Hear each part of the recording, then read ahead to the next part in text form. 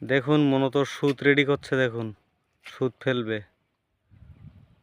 আর মাম্পির মাছ ধরা হয়ে গেল, আবারও মাছ ধরবে।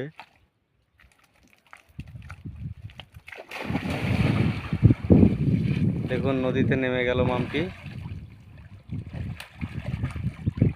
বন্ধুরা, আমি আজকে এসেছি জলে মারতে, মাছও ধরতে এসেছি, জলেও মারতে এসেছি। খুব সুন্দর লাগছে আজকে।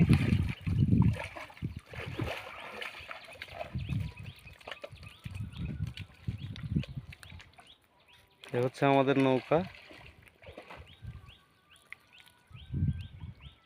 নৌকাটা কত দূরে চলে গেছে?